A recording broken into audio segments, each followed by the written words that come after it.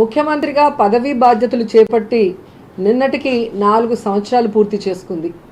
ఈ 4 సంవత్సరాల్లో 4 తరాలు గుర్తుపెట్టుకునే విధంగా సంక్షేమాన్ని అభివృద్ధికి జగన్మోహన్ రెడ్డి గారు బాటలు వేశారు అని ఆ క్యాబినెట్లో మంత్రిగా గర్వంగా నేను చెప్పగలను. ప్రతిపక్ష నాయకుడిగా ఉన్నప్పుడు జగన్మోహన్ రెడ్డి గారు దాదాపుగా 3648 కిలోమీటర్ల పాదయాత్ర చేసినప్పుడు ప్రజల కష్టాల్ని నేరుగా చూసి నేనున్నాను, నేను విన్నాను అని ప్రజలకి నమ్మకాన్ని కల్పించాడు. ఈ 4 సంవత్సరాలలో ఆ నమ్మకాన్ని వమ్ము చేయకుండా రెట్టింపయ్యే విధంగా తన పరిపాలనతో వారందరి జీవితాల్లో వెలుగులు నింపాడు. ఈరోజు జగన్మోహన్ రెడ్డి గారి పరిపాలన గురించి 4 మాటల్లో చెప్పాలి అంటే సంక్షేమం, సుస్థిరత, సాధికారత, సమ్మిళిత అభివృద్ధి దిశగా జగన్మోహన్ రెడ్డి గారు పరిపాలించారు అనటంలో ఎటువంటి సందేహం లేదు. ఈ 4 ఏళ్ల జగన్మోహన్ రెడ్డి గారి పరిపాలనను చూసి నవనాడులో చిట్లిపోయి నవరంధ్రాల్లో రక్తం వచ్చేసిన చంద్రబాబు నాయుడు ఈరోజు ఏ విధంగా తయారయ్యాడు అంటే తాను చేసిన మంచి ఏది లేదు కాబట్టి చెప్పుకోవడానికి నిన్న ఒక ప్రజా ఛార్జ్ షీట్ అని ఆయన రిలీజ్ చేయడం జరిగింది. ఇది ఆయన పిచ్చికి పరాకాష్టాన్ని చెప్పచ్చు. ఎందుకంటే చంద్రబాబు నాయుడు పిట్ట కథలకి పచ్చ ఛానళ్ళ కట్టు కథలకి పుట్టిన విషపుత్రిక ఈ ఛార్జ్ షీట్ అని చెప్పచ్చు. ఎందుకంటే దాంట్లో పేర్కొన్నారు 4 సంవత్సరాలు జగనన్న పరిపాలన మోసపూరితమైనదంట. 2014లో జగన్మోహన్ రెడ్డి గారి మీద గెలవటం కోసం 600కు పైగా హామీలు ఇచ్చిన చంద్రబాబు నాయుడు అధికారంలోకి వచ్చినాక 6 హామీలైనా నెరవేర్చారా నేను అడుగుతున్నా. ఈరోజు 98.5% తానిచ్చిన ప్రతి వాగ్దానాన్ని నెరవేర్చిన జగన్మోహన్ రెడ్డి గారి పరిపాలన మోసపూరిత పరిపాలన ఎలా చెప్తావు? నువ్వు ముఖ్యమంత్రి అయిన తర్వాత 2014లో నువ్వు పెట్టిన మొదటి సంతకాలు ఏవైతే 5 ఉన్నాయో రైతు రుణమాఫీ, డ్వాక్రా రుణమాఫీ, అలాగే మీరు చూస్తే బెల్ట్ షాపుల రద్దు, 2 రూపాయలకే 20 లీటర్ల మినరల్ వాటరు, పెన్షన్ల పెంపు, అంటే సంతకం పెడితే ఆ రోజు నుంచి అది అమలవ్వటం అనేది అప్పుడు వైఎస్ఆర్ గారి పరిపాలనలో చూసాం, తర్వాత జగనన్న పరిపాలనలో చూసాం. కానీ తాను పెట్టిన సంతకాలకు విలువ లేకుండా పోయే ముఖ్యమంత్రి ఎవరైనా ఉన్నారు అంటే అది చంద్రబాబు నాయుడు. దాన్నే మోసపూరితమైన పరిపాలన అంటారు. ఈరోజు తాను ఒక మోసకారిగా, అందరూ అంటారు మోసానికి గడ్డం మీసాలు పెడితే చంద్రబాబు నాయుడు అని. ఆ విధంగా మోసపూరితమైన మాటలతో పచ్చ ఛానల్ని అడ్డం పెట్టుకొని ఏ విధంగా 5 సంవత్సరాలు ప్రజల్ని మోసం చేసిన వ్యక్తి చంద్రబాబు నాయుడు. కానీ తాను ఉన్నాను, తాను విన్నాను అని నమ్మకాన్ని కలిగించి ఈరోజు తన పరిపాలనతో వారందరి కష్టాన్ని దూరం చేస్తూ ఈరోజు మహిళలు కానివ్వండి, రైతులు కానివ్వండి, అలాగే విద్యార్థులకు కానివ్వండి ఎన్ని చేశారు. ఈరోజు 2,11,000 కోట్ల రూపాయల్ని డైరెక్ట్గా డీబీటీ ద్వారా పారదర్శకంగా అవినీతి లంచగొండితనం లేకుండా ప్రజలకి అందించిన గొప్ప మనసున్న నాయకుడు జగన్మోహన్ రెడ్డి గారు. అలాంటి వ్యక్తి మీద నిన్న ప్రజా ఛార్జ్ షీట్ అని రిలీజ్ చేసి నేరాలు, ఘోరాలు, లూటీలు, విద్వేషాలు, విధ్వంసలు అని చెప్పి పెట్టారు. ఇవన్నీ కూడా చంద్రబాబు నాయుడు గారు అధికారంలో ఉన్నప్పుడు ఆయన అందుకున్న గోల్డ్ మెడల్స్ ఇవన్నీ. ఈ నేరాలు, ఘోరాలు, విధ్వంసాలు, విద్వేషాలు, అబద్ధాలు ఇవన్నీ చంద్రబాబు నాయుడు గారి గవర్నమెంట్లో ఆయన అందుకున్న గోల్డ్ మెడల్లు. అవి మాకు రుద్దుతారు ఎందుకయ్యా? నిన్న మీరు చూశారు ఆ ఛార్జ్ షీట్ని రిలీజ్ చేసిన వ్యక్తుల్లో ఒకడున్నారు, బోండా ఉమ్మగారు అని. ఆస్తి కోసం ఒక తల్లిని వాళ్ళ బిడ్డని కూడా ఎంత వేధించాడో అప్పుడు మనం అందరం కూడా చూసాం. అలాగే సిఐడి తెలుగుదేశం పార్టీ అధికారంలో ఉన్నప్పుడు బోండా ఉమ ఎమ్మెల్యేగా ఉన్నప్పుడు అదే బోండా ఉమ వైఫ్ మీద సిఐడి కేసు నమోదు చేసింది అంటే వాళ్ళు మోసం చేసేవాళ్ళ లేకపోతే మేము మోసం చేసేవాళ్ళ? ఈరోజు ఎంత దిగజారిపోయాడంటే చంద్రబాబు నాయుడు 15,000 మందికి అన్నం వండితే 1,00,000 మంది తిన్నారంట. ఇంతకన్నా అబద్ధాల లెక్కలు ఎక్కడైనా ఉంటాయా? 60,000 కోట్ల రూపాయలు సిబిఐ సరిగ్గా జగన్మోహన్ రెడ్డి గారి కేసులో దాఖలు చేయలేదు అంటున్నారు. మరి 2014 నుంచి 2015 వరకు మరి నువ్వే కదా సీఎంగా అధికారంలో ఉన్నావు. మరి ఎందుకు ఈ 60 లక్షల కోట్ల రూపాయలు సిబిఐ పెట్టకపోతే నువ్వు పెట్టించుండొచ్చు కదా, సాక్ష్యాలుంటే. అంటే గాడిదలు కాస్తున్నావా సీఎంగా ఉన్నప్పుడు, లేదా సాక్ష్యాలు లేకుండా ఊరికే ఊహాజనితంగా బురద జల్లాలన్న ప్రయత్నం చేస్తున్నావా అని నేను అడుగుతున్నాను. ఈరోజు చూస్తే జగనన్న పరిపాలనలో 2,27,000 కోట్ల రూపాయల అవినీతి జరిగింది అని చెప్తాడు చంద్రబాబు నాయుడు. పచ్చకామర్లోడికి లోకమంతా పచ్చగా కనిపించినట్టు చంద్రబాబు నాయుడు ఏదో పనులు చేస్తే అందరూ చేస్తారనుకోవటం ఆయన పిచ్చి, ఆయన భ్రమ తప్ప ఈరోజు ఆయన లాంటి చీటర్ కానీ, ఆయన లాంటి మోసగాడు కానీ ఈ దేశంలో ఏ రాష్ట్రంలో లేరని అనేక మంది చెప్పడం మనం కళ్ళారా చూసాం. ఏ విధంగా చంద్రబాబు నాయుడు గారి అధికారంలో ఉన్నప్పుడు ఒక పెన్షన్ కావాలంటే లంచం ఇవ్వాలి, ఒక సర్టిఫికేట్ కావాలంటే లంచం ఇవ్వాలి, ఒక ఇళ్ళని శాంక్షన్ చేయాలంటే లంచం ఇవ్వాలి, ఒక మరుగుదొడ్లు కట్టాలంటే లంచం ఇవ్వాలి. ఈరోజు అవేవీ లేకుండా సచివాలయ వ్యవస్థ ద్వారా ప్రజల ఇంటి వద్దకే వాలంటీర్ వ్యవస్థ వెళ్ళి వారికి కావాల్సిన ప్రతి ఒక్కటి కూడా ఫ్రీగా చేసి ఇవ్వటం ఈరోజు అందరూ కూడా చూస్తున్నాం. దాదాపుగా సచివాలయ వ్యవస్థ ద్వారా 722 సర్వీసులు, సేవలు ఉచితంగా ప్రజలకి అందివ్వటం. ఇప్పటికే 7 కోట్ల మంది, దాదాపుగా 7 కోట్ల సర్వీసుల్ని ఇప్పటికే వాళ్ళు అందుకున్నారని కూడా మనం ఈ సందర్భంగా తెలుసుకోవాల్సిన విషయం. నిజంగా జగన్మోహన్ రెడ్డి గారు వయసులో చిన్నవాడు అవ్వచ్చు, అనుభవం తక్కువ ఉండొచ్చు, కానీ పెద్ద మనసు రెడ్డి గారు చేస్తున్న సంక్షేమాన్ని చూసి మహిళలందరి తరఫున కూడా సెల్యూట్ చేస్తున్నాను. ఈరోజు మహిళలకి భవిష్యత్తు, భద్రత ఏ విధంగా జగన్మోహన్ రెడ్డి గారు కల్పిస్తున్నారో అనేక వేదికల మీద మహిళలు మాట్లాడటం మీరే కళ్ళారా చూశారు, చెవులారా విన్నారు. ఇక చాలా కామెడీ విషయం ఏంటంటే యువతను ఆదుకుంటాడంట. బాబు వస్తే జాబ్ వస్తుంది, ప్రతి కుటుంబానికి ఒక జాబ్ ఇస్తాను, లేకపోతే 2,000 నిరుద్యోగ భృతిని ఇస్తానని యువతని మోసం చేసిన చంద్రబాబు నాయుడు ఈరోజు 20 లక్షల ఉద్యోగాలు ఇస్తాడంట, 3,000 నిరుద్యోగ భృతి ఇస్తాడంట. మరి 2014 నుంచి 19 వరకు ఎందుకు 20 లక్షల ఉద్యోగాలు నువ్వు ఇవ్వలేకపోయావు? ఎందుకు 2,000 నిరుద్యోగ భృతి ఇస్తానని మేనిఫెస్టోలో పెట్టి కూడా ఇవ్వలేకపోయావు? ఎలక్షన్ అప్పుడు ఒక నెల ముందు మాత్రం ఏదో తూతూ మంత్రంగా ఇచ్చావు అనేది నువ్వు గుర్తుపెట్టుకోవాలి. ఈ రాష్ట్ర యువత అది మర్చిపోలేదు. కానీ జగన్మోహన్ రెడ్డి గారు వచ్చిన తర్వాత సచివాలయ వ్యవస్థను తీసుకొచ్చి ఈరోజు 1,30,000 మందికి ఆ సచివాలయం ద్వారా శాశ్వత ఉద్యోగాలు ఇవ్వడమే కాకుండా 2,60,000 మందికి వాలంటీర్ ఉద్యోగాలు ఇవ్వటమే కాకుండా డాక్టర్స్, నర్సులు, పోలీసులు ఇలా అనేక ఉద్యోగాలు కలిపి దాదాపుగా 6 లక్షల ఉద్యోగాల్ని యువతకి అందించిన వ్యక్తి జగన్మోహన్ రెడ్డి గారు అన్న విషయాన్ని యువత గమనిస్తుంది. కాబట్టి నీ మాటలు ఎవ్వరూ కూడా బురిడి కొట్టే పరిస్థితి లేదు అని కూడా ఈ సందర్భంగా తెలియజేసుకుంటున్నా.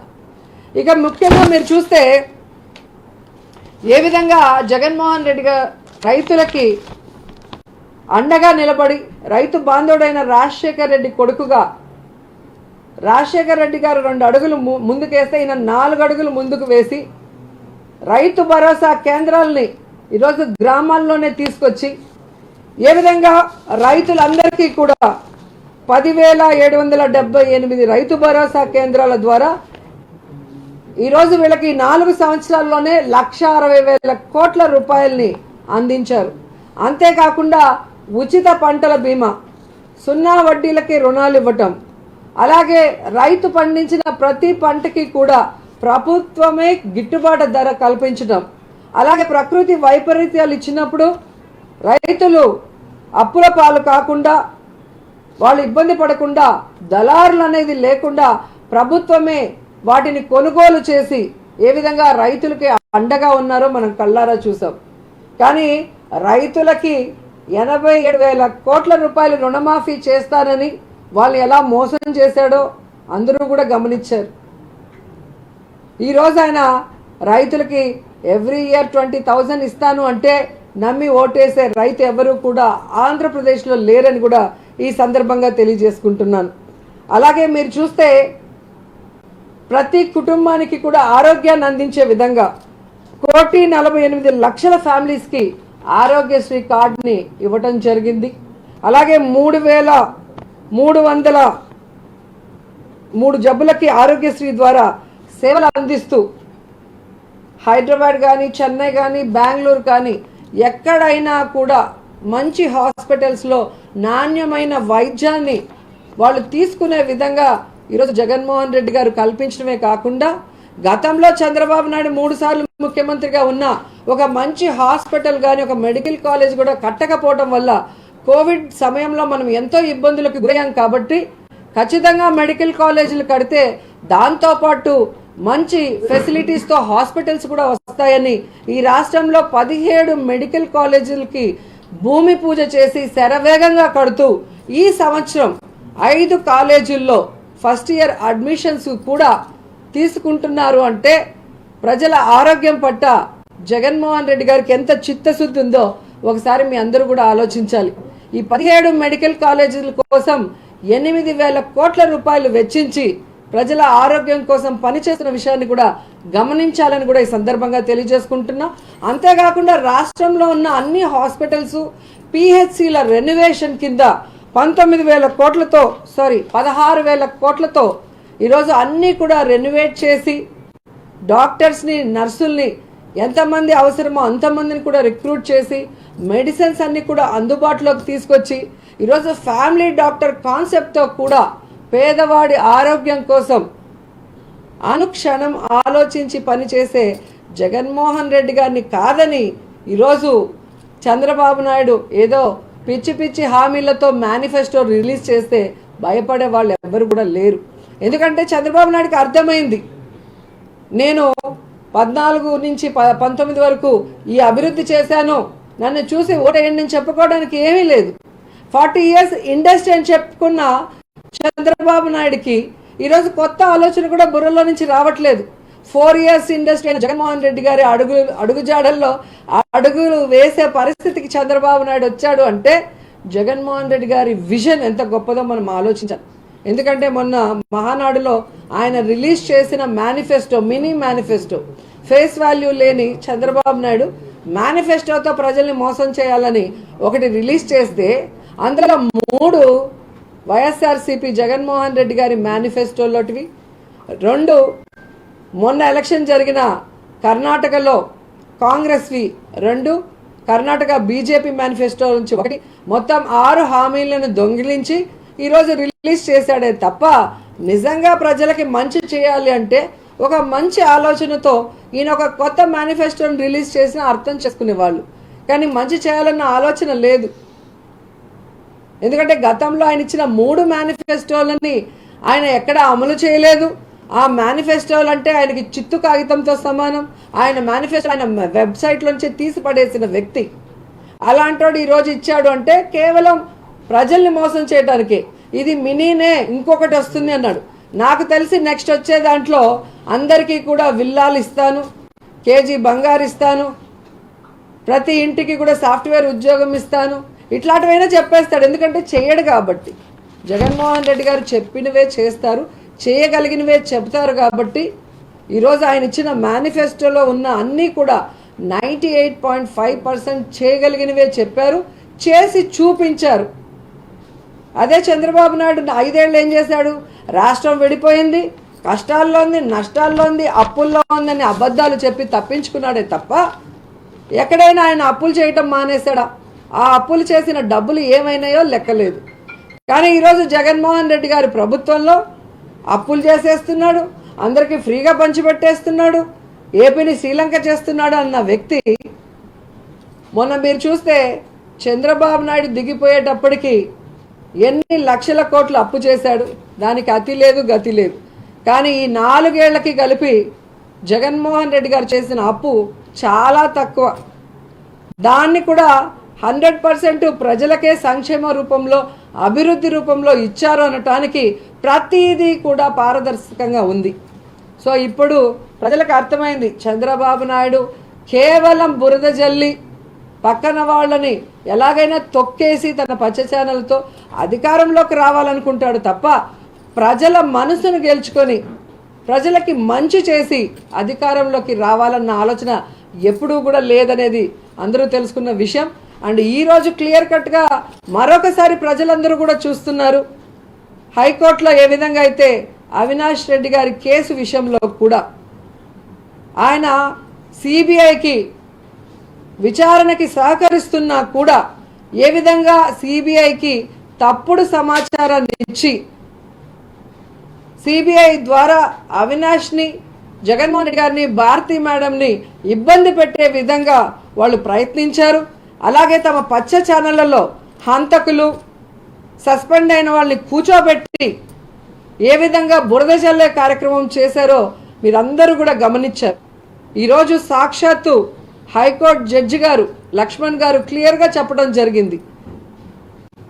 ఏవైతే సాక్ష్యాల్ని తారుమారు చేయాలనుకుంటున్నారు అవినాష్ అనేది అబద్ధం, సాక్ష్యాల్ని చెరిపేశారనేది అబద్ధం.